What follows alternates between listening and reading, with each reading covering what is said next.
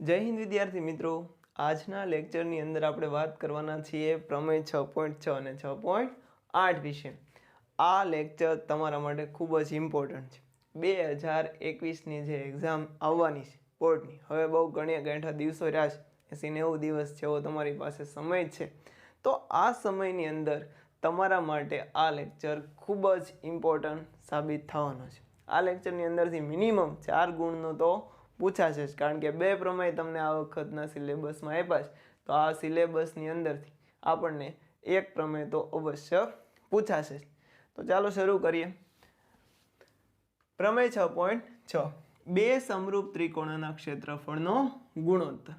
બે સમરૂપ ત્રિકોણો છે, એના ક્ષેત્રફળનો ગુણોત્તર તેમની અનુરૂપ બાજુઓના ગુણોત્તરના વર્ગ બરાબર થાય છે. તો સૌથી પહેલા આપણે બે ત્રિકોણ દોરીએ.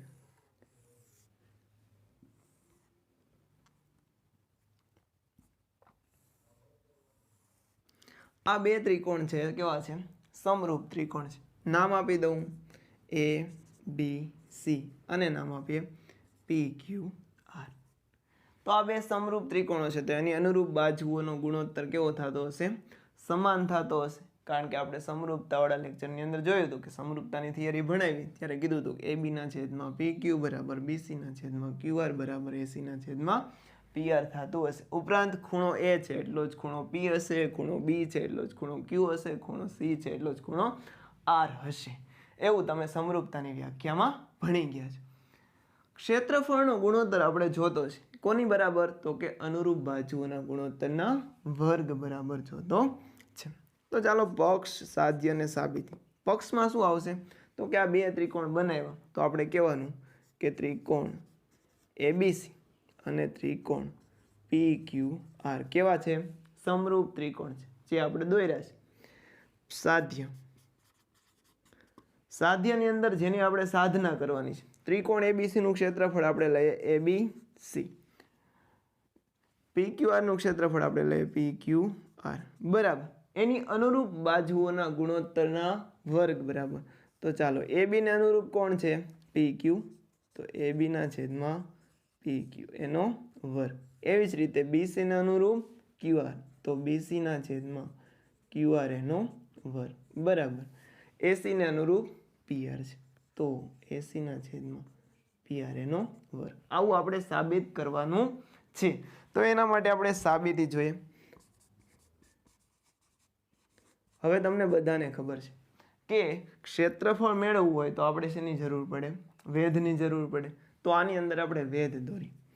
અહીંયાથી એક વેધ દોરીએ બીસી ઉપર, ખૂણા એ માંથી એક બીસી ઉપર વેધ દોરીએ, તો ખૂણા પી માંથી આપણે ક્યુ આર ઉપર એક વેધ.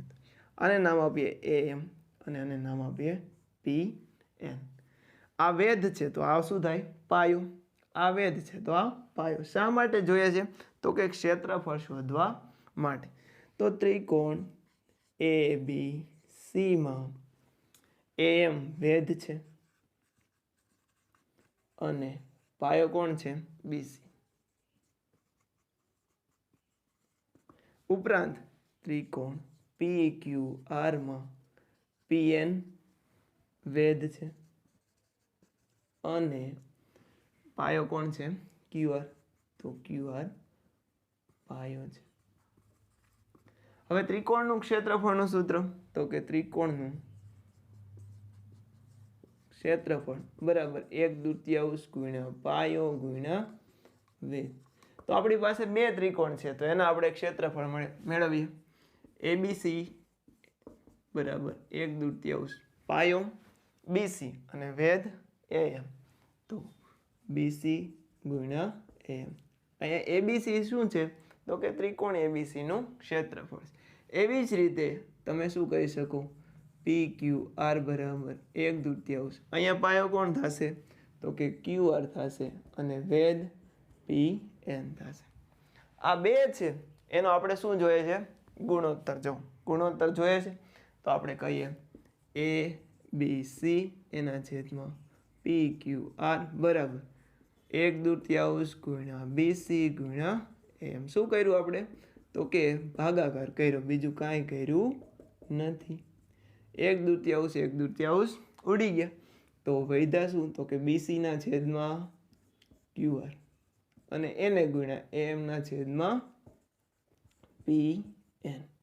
BCના છેદમાં QR આવે એનો કોઈ વાંધો નથી. અહીંયા એક વખત છે આપણી પાસે BCના છેદમાં QR છે, પણ એનો વર્ગ જોઈએ છે.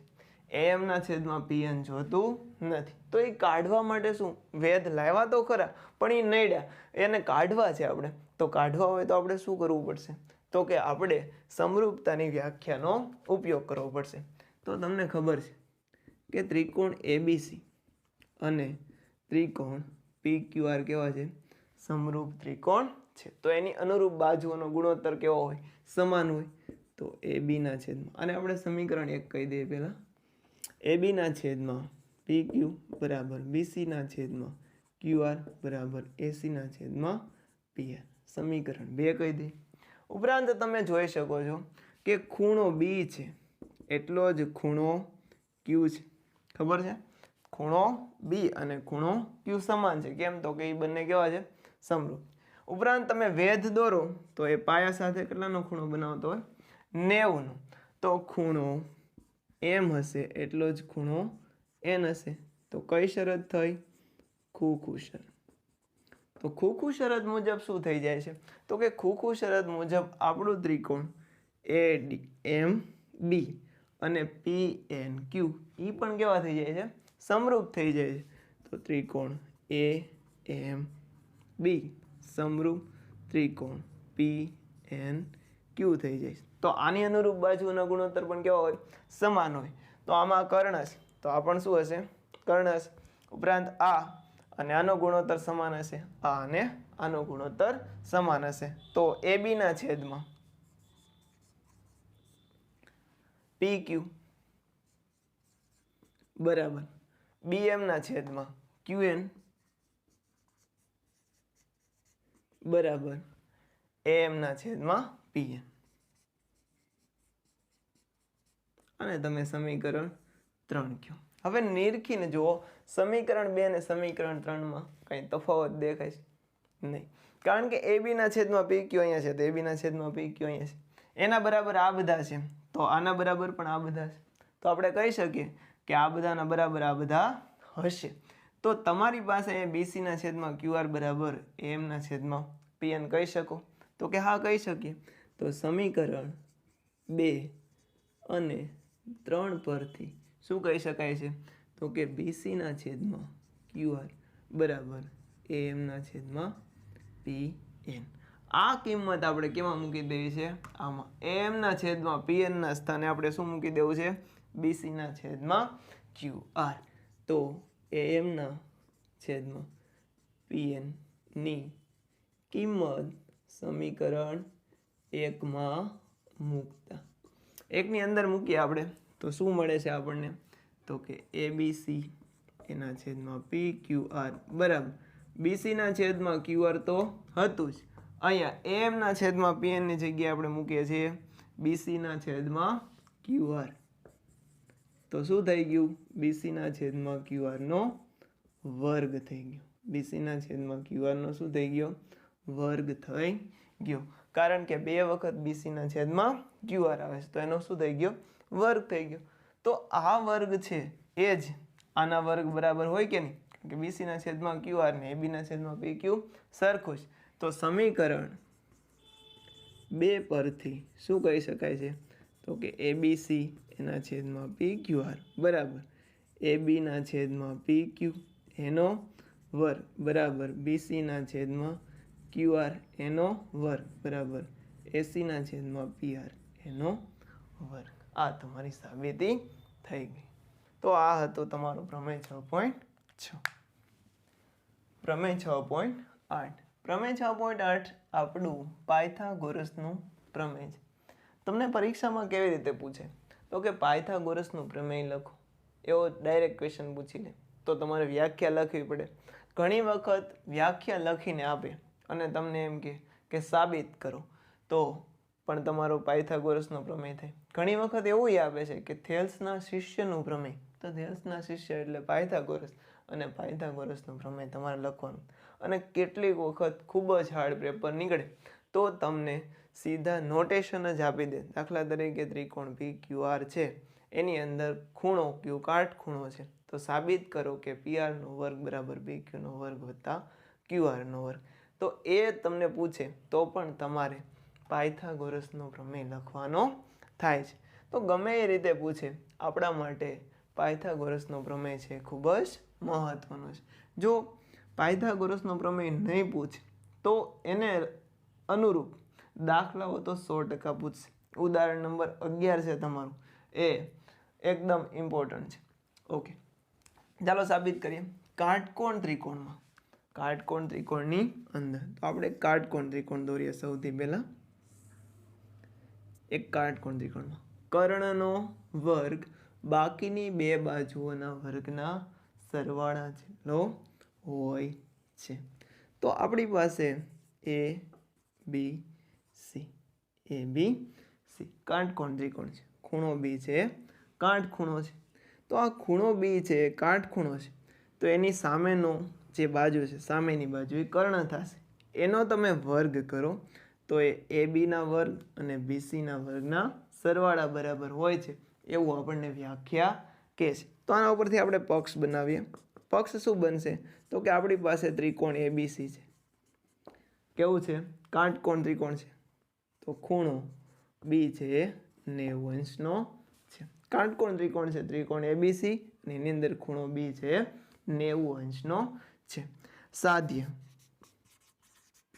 સાધ્ય શું બનશે? તો કે સાધ્ય આપણે જે સાબિત કરવાનું છે, આ કર્ણ છે તો એનો વર્ગ એટલે કે ACનો વર્ગ એ ABનો વર્ગ અને BCના વર્ગના સરવાળા બરાબર છે. તો ABનો વર્ગ વત્તા BCનો વર્ગ બરાબર હશે. આવું આપણે સાબિત કરવાનું.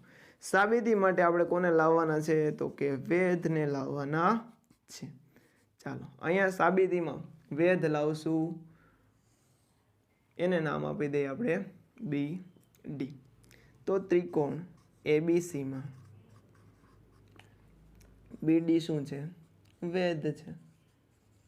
ઓકે, હવે આગળનો લેક્ચર જો તમે જોયો હોય તો તમને ખબર હશે કે પ્રમેય 6.7 અંદર આપણે એવું સાબિત કર્યું હતું કે ABનો વર્ગ છે એ AD અને ACના ગુણાકાર બરાબર હોય છે.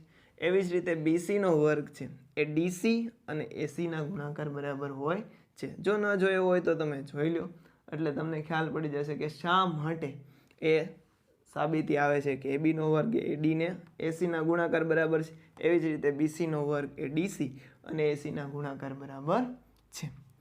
હવે અહીંયા તમે જોઈ શકો છો કે D બિંદુ છે એ ક્યાં આવેલું છે? AC ઉપર આવેલું છે.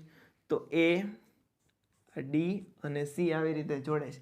AD અને DCનો સરવાળો કરીએ તો કોના બરાબર મળે છે? AC બરાબર મળે છે. તો આપણે એવું કહી શકીએ કે AD વત્તા DC બરાબર AC, અને સમીકરણ 1 કહી દઈએ. પ્રમેય 6.7 મુજબ શું મળે છે? તો કે ABનો વર્ગ એ AD અને ACના ગુણાકાર બરાબર હોય છે. ABનો વર્ગ બરાબર AD ગુણ્યા AC, સમીકરણ 2 કહીએ. એવી જ રીતે BCનો વર્ગ એ DC અને ACના ગુણાકાર બરાબર હોય છે, અને સમીકરણ 3 કહીએ. સમીકરણ 2 અને 3 ને તમે નિરીખીને જુઓ તો એનો સરવાળો આપણને શોધવાનો છે. BCનો વર્ગ અને ABનો વર્ગ એ બેનો શું જોઈએ છે? આપણે સરવાળો કરીએ છીએ. તો સમીકરણ 2 અને 3નો સરવાળો કરતા ABનો વર્ગ વત્તા BCનો વર્ગ, આપણે શું કર્યું? ડાબી બાજુનો સરવાળો. જમણી બાજુનો સરવાળો કરીએ. AD ગુણ્યા AC વત્તા DC એને ગુણ્યા AC. તો તમે જોઈ શકો છો આની અંદર પણ AC છે, આની અંદર પણ AC છે. તો AC ને આપણે સામાન્ય કાઢી લઈએ. વધે શું? AD વત્તા અહીંયા DC. તો AC એને ગુણ્યા AD વત્તા DC બરાબર શું છે? AD વત્તા DC બરાબર AC છે. તો અહીંયા લખીએ AC. AC ગુણ્યા AC એટલે ACનો વર્ગ. તો સાબિત થઈ ગયું આપણું ACનો વર્ગ છે એના બરાબર ABનો વર્ગ વત્તા BCનો વર્ગ. આથી સાબિત થાય છે કે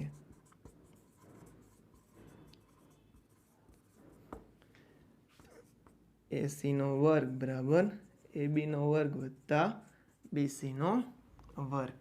અહીંયા આપણે શું કર્યું છે તો કે સમીકરણ 1નો ઉપયોગ, બરાબર, સમીકરણ 1 પરથી આપણું આવ્યું છે. આ કોના ઉપરથી આવ્યું છે? પ્રમેય 6.7 પરથી આવેલું છે. તો આવો ટૂંકો અને ટચ પ્રમેય આપણને 4 ગુણની અંદર પણ પૂછાઈ શકે છે. હવે હું તમને એક હોમવર્ક આપું છું. આ હોમવર્ક તમારે પોતાને કરવાનું છે. ત્રિકોણ PQRમાં સાબિત કરવાનો છે પ્રમેય. ત્રિકોણ PQRમાં ખૂણો Q બરાબર 90, તો સાબિત કરો કે PR નો વર્ગ બરાબર PQ નો વર્ગ વત્તા QR નો વર્ગ. આવું આપણે સાબિત કરવાનું છે.